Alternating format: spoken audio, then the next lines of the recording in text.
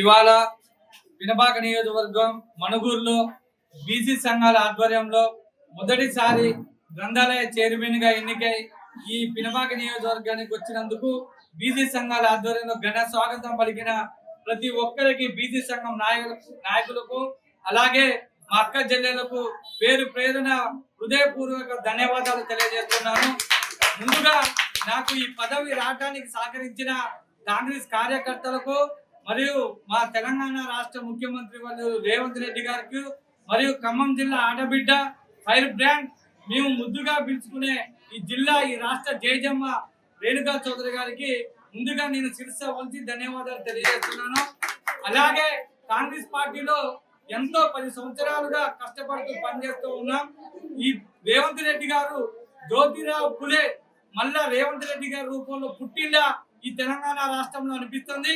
ఎందుకంటే బీసీలకు 10 సంవత్సరాల కేసీఆర్ ఏం చేయలేదు.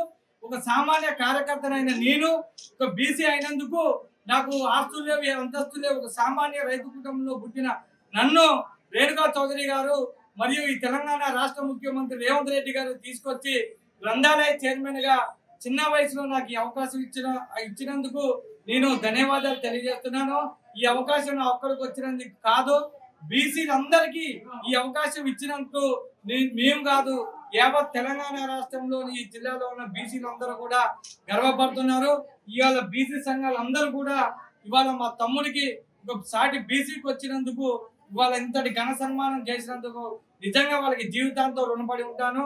అలాగే నేను ఈ సీట్లో ఉన్నంత కాలం బీసీలకు మరియు మా కాంగ్రెస్ పార్టీ కార్యకర్తలకు ప్రజలకు అండగా ఉంటానని, గ్రంథాలయ అభివృద్ధి కోసం నిరంతరం కృషి చేస్తానని, మరియు మాకు ఇంతటి అవకాశాన్ని ఏర్పాటు చేసిన మన గోపన్నకు మరియు బీసీ సంఘం నాయకులకు ప్రతి ఒక్కరి పేరు పేరున ధన్యవాదాలు తెలియజేసుకుంటూ మరొకసారి తెలంగాణ రాష్ట్ర ముఖ్యమంత్రి రేవంత్ రెడ్డి గారికి మరియు ఈ అవకాశాన్ని ఇచ్చిన నేను జన్మల రుణపడి ఉన్న మా అమ్మ రేణుకా చౌదరి గారికి మరొకసారి కృతజ్ఞతలు తెలియజేస్తున్నాను. జై బీసీ, జై బీసీ, బీసీ సంఘాల ఐక్యత, బీసీ సంఘాల ఐక్యత.